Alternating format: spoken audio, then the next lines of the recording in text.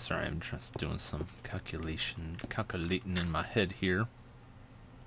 How this is gonna fit. This would be 1, 2, 3, so I need 3 this way. 3.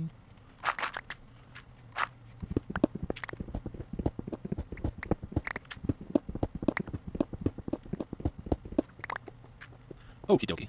So I was working with the door here, step in, need a pressure plate, and the device will be built up in here, and it'll push me up to the top. So this is the basic area here. That space will take up. I'm going to dig down some, and then I'm going to dig up some. I'm going to start this as I'm going to go up to the top and start digging down this area, down to this pit area. And that'll give me the space I need. I'm probably going to need to clear out this back wall too. And I'll have to light that area up and maybe some sort of access to it back there. And the reason I'll need to clear that out is because I'm going to need to get back there when I'm building the circuit in order to build the back part of the circuit.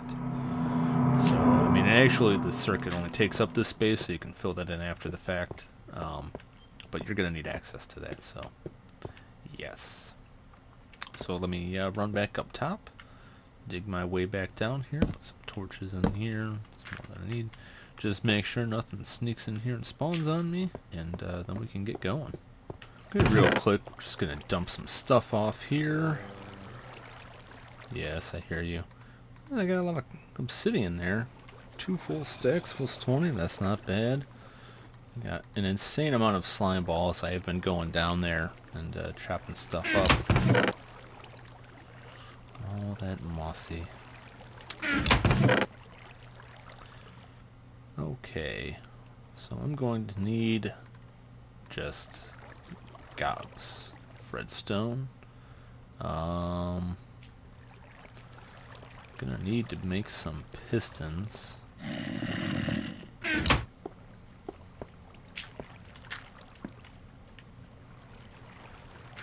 Oh, you know what? I better know where that grass came from. I'm pretty sure an Enderman got down in here and left it. Where he is now, I could not say. God damn, that irritates me. This damn Enderman.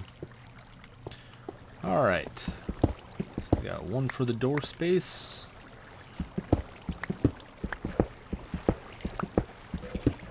Got 4 back.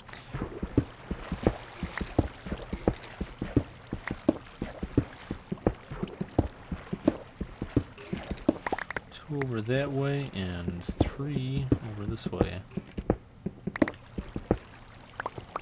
Ooh.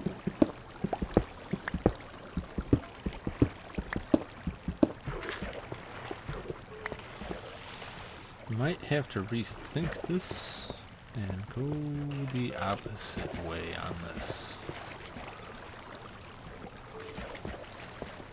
In fact, I'm just going to go ahead and do that because I'm pretty sure if I dig down that way, I'm going to be jutting up against that badly.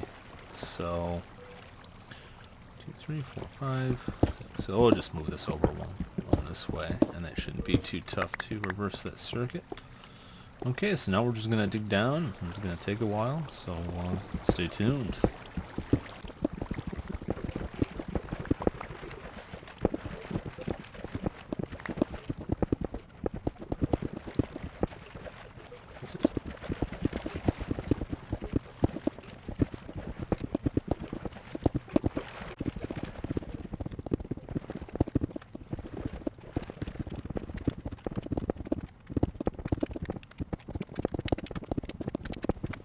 God, can you hear the noises the slime are making?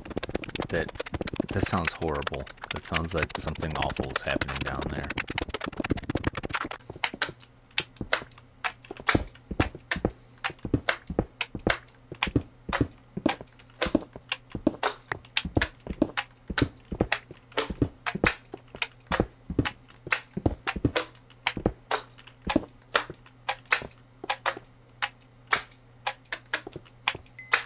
Really didn't have a better pick than this diamond silk touch one. I mean, it's kind of a ways to use the the silk touch for this, but it's a lot quicker than the iron I had, which is just an unbreaking 3, and I don't want to spend the rest of my life digging a pit. So Okay, and I'm going to use wood for a lot of this construction because just like the way it looks, and I kind of like the idea of having, you know, these kind of contraptions built out of wood because it lends a, I don't know, kind of, you know, low-tech look to them. You know, this is like a Robinson Crusoe device. That's how I like to think of it. So we'll just, you know, fill this in here, like so. And I'm going to put one here, I believe. Yes, okay. So you can cover that in. And you're going to put your pressure plate right here.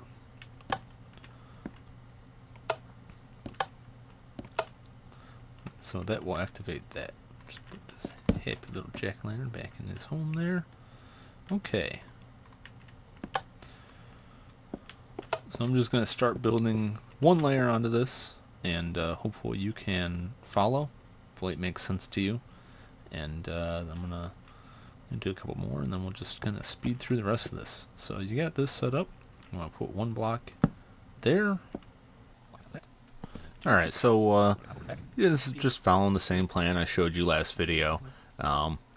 Originally, when I was recording this, I was trying to be more instructive in this, but I didn't have a great plan. I just kind of threw myself into it, so I kept having to stop and go double check the designs, and it was just a mess. Recommendation for you if you're going to build projects like this: try and you know, if you know the design of it, try and work out ahead of time how much you're going to need of all the materials, so that you can have it ready, so you don't have to keep running back and forth making stuff. A plan like this project, if I had taken like 5 minutes to work on it, it would have been super easy to work out how many pistons I'd need, how many redstone torches I need, how many repeaters, so I wouldn't have to keep running back and forth. But I didn't do that because I'm dumb, and consequently this was just a mess, which is why it's all sped up and cut up and edited, because I couldn't follow it watching it myself, and just kind of cringed at it. So yeah. When you're working on big projects, it's always a good idea, if you have a set design in mind, to put some planning into it. And I always say I don't really plan stuff out much, and sometimes that's fine. If it's something you're not sure about, you're kind of experimenting, but something like this, that's just kind of stupid, because it's a set design with a set pattern. It would have been trivial to figure out what I needed for it, and be more prepared. And then that sucks for you, because if I don't go back and edit this and just try and make you watch it, you gotta sit there and suffer for me wandering back and forth going, I think and that's not much fun, I don't think. So yeah, this is a nice design. It's an older design. There's some newer piston based, you know, elevator designs that are quicker, I think, but also more efficient on resources. Because if you look at this thing, that uses like 2 sticky pistons for every 1 block it moves you up. And then, you know, in that same row, you've got 3 redstone torches, 2 to 3 redstone torches, a repeater, some redstone.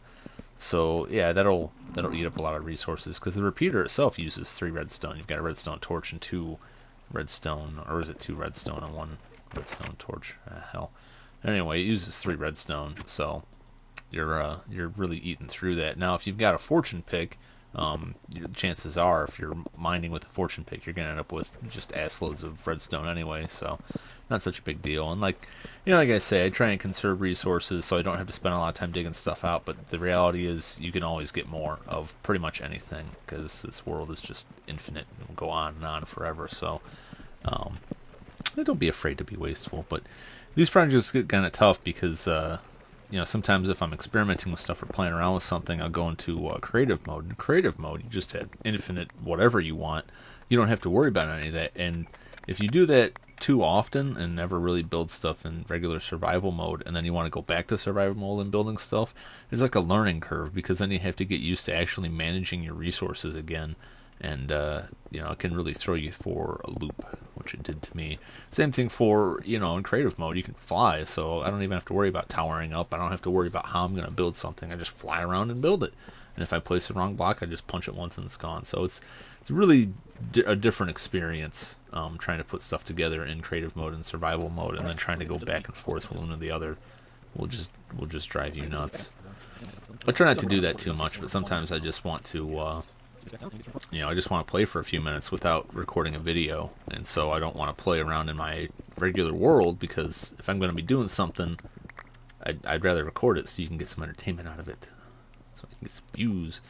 And I don't really want to start another survival world, because then that just takes time away from it. But sometimes I get home from work and I'm tired and I just don't have the energy I need to be talkative while I'm recording this stuff. And sometimes that's fine, like a project like this, because I can just go do voiceover later and speed the footage up.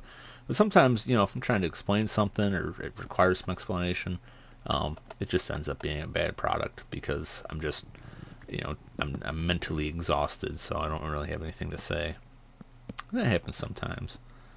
But yeah, I mean, if you're recording videos, you think about recording videos, that is something to keep in mind.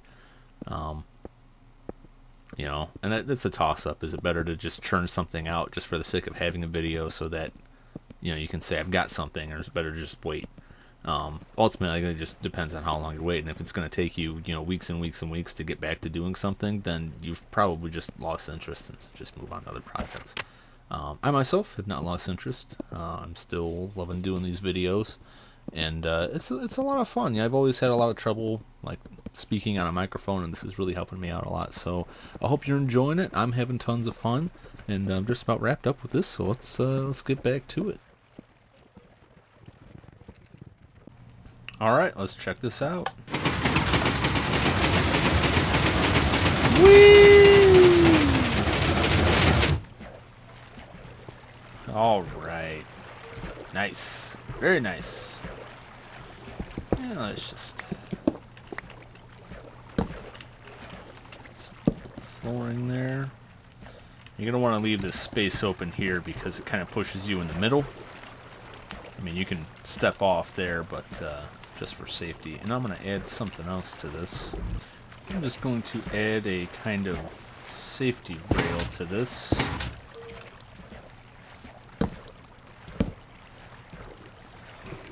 And we'll see how that works. The idea is that these pistons will push me off of it in case I'm lazy and forget to walk forward off of it. Kind of a safety measure.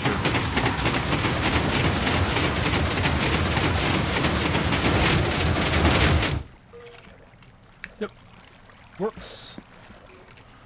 Works good, works well. Let's clean this up a little bit. I can do it without messing this up.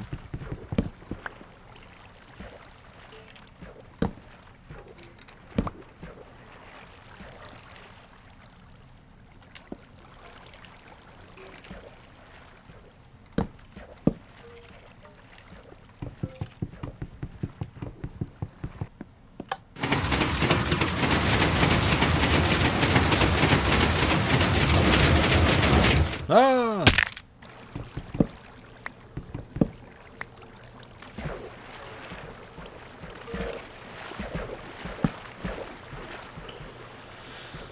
Okay. Kinda got to take the floor out there.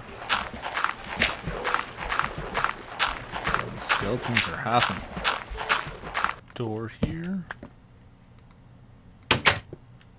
For safety's sake.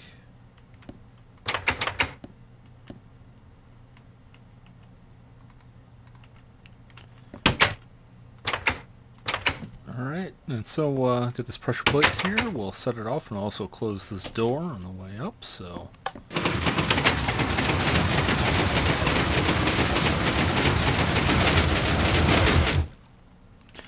Sweet deal, man. And that'll keep me from accidentally walking in there too, and falling to my death. I can just walk in there and ride down.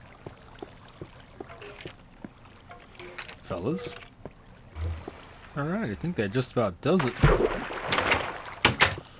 for our slime spawning pit. Last but not least, I'm just going to cover that over with glass. I still like to know where this is from the outside, but don't really see a reason to come down that way anymore. And that is that. pretty sweet. It's a little bit bigger, you know, 1 square wider on each side than it needs to be because I'm an idiot, but that's fine. At this slick pumpkin floor, and I got a quick way up and a quick way down. I'm calling this done.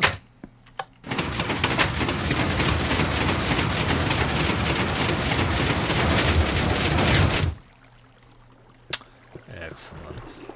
Now the slime pit's finished. Let me show you something real quick. Some witchcraft of Minecraft. This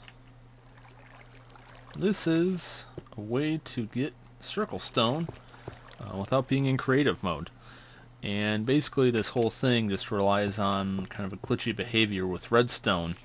And for some reason, it changes the damage value or secondary ID value of a block. So a lot of the blocks have their initial value.